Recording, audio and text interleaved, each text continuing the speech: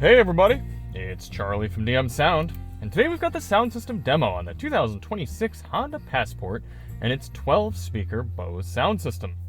This is going to be an in-depth review. We're going to take a look at how the infotainment system works, take a look at audio inputs, adjustments, controls, speaker locations, and then we're going to head out on the road and listen to these sample tracks while we're rolling, and I'll give you my thoughts at the end. Now, if you don't care about any of that stuff at the beginning and you just want to hear the music, click ahead in the video. We've got chapters to get you right to the tunes. And if you want to hear even more on the system, sign up below to become a Daily Motor member. I recorded a members-only sound test on this car while testing the fuel economy, so if you want to hear more on the system and support the channel and hear some real copyrighted music, you can find that linked below. And lastly, I recommend listening with headphones so you can hear exactly what I hear from the driver's seat. But before we get started, let's hop out and take a look at it. Completely redesigned for 2026 and looking pretty darn cool here in this Trailsport trim, the Honda Passport. And yes, we've come a long way from the 7-speaker sound system that we tested in the Passport of the previous generation. This one, a big step in the right direction, and the car looks so much cooler. It's a little bit more capable as well, so if you do want to see more on the Passport, check the link below for our full review. We've also got that dedicated fuel economy test. I think I'm going to do an infotainment breakdown as well if you do want to see how to use that. Now, we always do these tests with lossless, uncompressed WAV files on a USB stick plugged directly into the system. However, when I went to plug in my USB drive, it didn't work. I tried 2 different USB drives, 2 different adapters, and they both didn't work into the data port here in the Passport. So I'm using my phone right now through Android Auto. Now, that should be pretty uncompressed audio, but I will try to get a USB drive working before I record the end of this video. We record them in 2 different sections after I've spent a week with the car. I'll try to get a USB-C flash drive and see if that works. We've had trouble with Acuras before working with our USB drive, so it's not completely uncommon with Honda products, but a little bit of a shame nonetheless. But either way, I've still got my high-quality Roland binaural microphones in both of my ears, giving you the most realistic audio system demo on YouTube. We also did the test with the sound settings set to their factory defaults, so let's take a look at those now. Nice infotainment screen plopped onto the top of the dash here. Let's go to slide over to the side into general settings and then sound. First thing, we're greeted with bass, mid-range, and treble EQ adjustments. Let's go through those.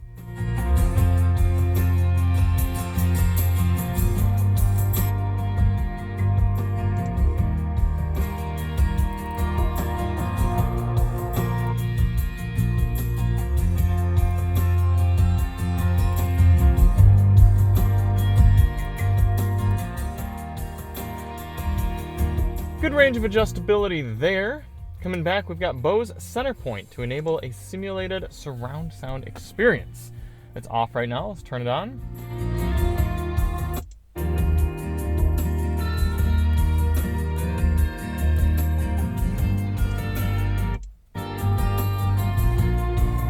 Now, I find it's a pretty dramatic difference in this vehicle, and for a softer, more precise sound, I prefer center point off, but there were some more complex songs that I was getting too much sound out of these tweeters. Turning center point dialed that back a little bit.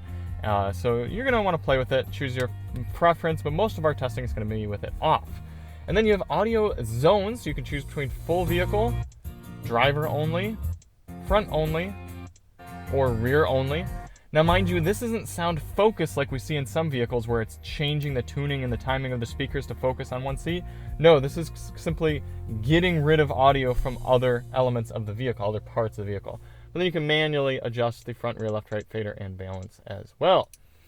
Then you have Bose dynamic speed compensation. So this will lift up elements of the music to make up for wind, engine, and road noise. And that's it for audio adjustments.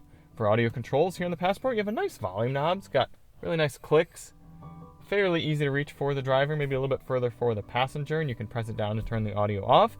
You also have a nice volume clicker on the left side of the wheel.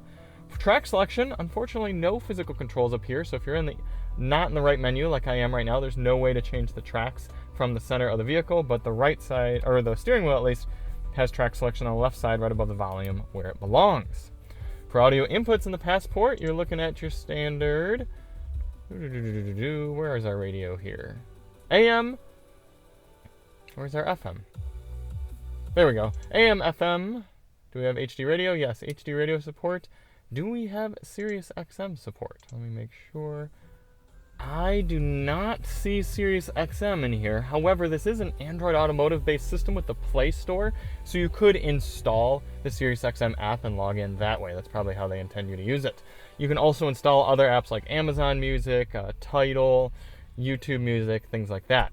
And then you've got USB-C port right there and support for wired and wireless Apple CarPlay and Android Auto.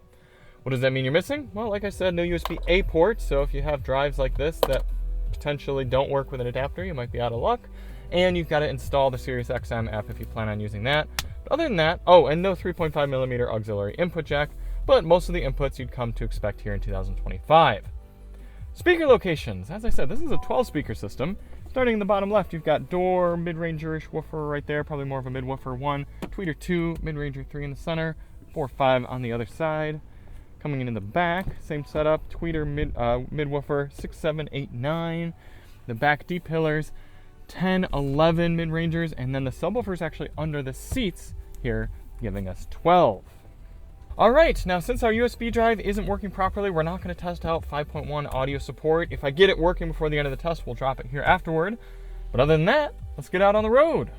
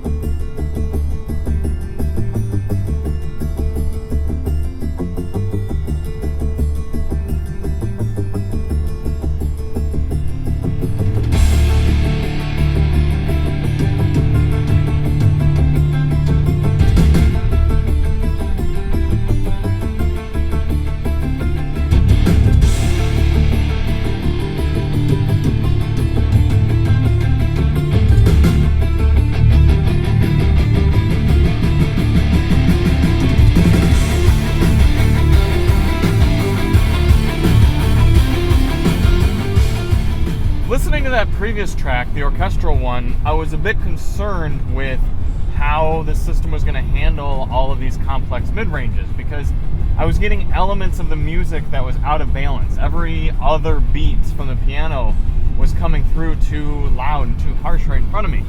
But this track actually seems to be fairly composed. So what I'm getting is the system is really good at replicating lows and highs, and it's not adding too much hollowness in the middle. There's also just not a lot of presence.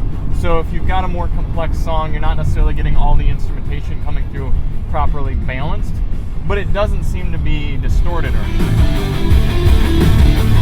Yeah, not bad.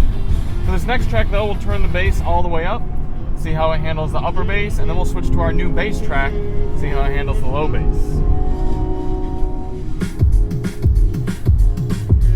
Don't like how many clicks there are to get to the sound settings. 2, 3. There we are. Oh, I'm not already hearing a little bit of distortion. Also, why is the car slowing down? Do you guys see this? Why is it slowing down so dramatically? Anyway. Okay, bass hits, I suppose. Yeah, not bad. I'm going to rattle from my keys here.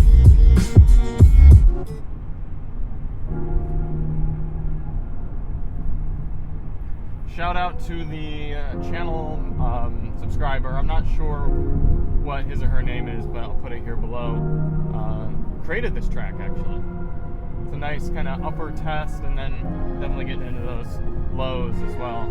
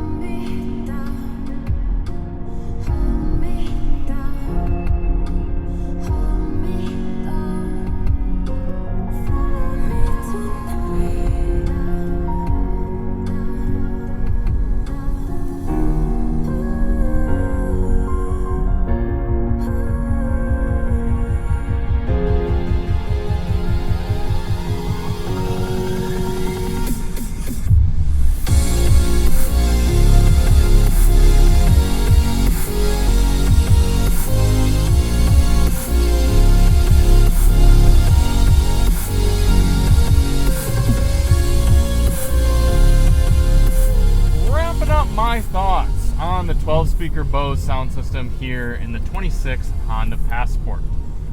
The long and short of it, of what you need to know, is that this system is going to sound totally good and strong and acceptable to someone who's not picky about audio. I have no problem hopping in here, listening to my favorite music. In fact, we were really jamming out during the members only sound test. It was good. It was well balanced. It has that kind of kick from down low that Bose systems are known for. And some people are going to come in the comments and say, oh, you care about his bass. It's not what all of I care about. I just know that so many average listeners, that's just what they want. They want a big bass hit, and they want some sprinkling in of treble up there. And that's what Bose systems do well. They have their character, solid, just tight bass sound. And yeah, it's not shattering the windows, but it's perfectly acceptable. Now, if you're an audiophile, yeah, you're not going to be super impressed by the system. It's a mainstream brand family SUV, and it's a heck of a lot better than the premium system we used to get in the Honda Passport. So all things considered, against all systems, I'm giving this about a C+. It's just above average. I mean, some people are going to say B-. I want to go C+, the very highest end of C. For the price point and the type of vehicle, I'll let it scoot just barely in at B-. It's good. It's fine. And for the ethos of the vehicle and Honda's price point, I think it's right. So thank you all so much for watching. If you do want to see more on the Passport, check the link below, and we'll see you on the next one. I'm Charlie from DM Sound, and as always, drive on.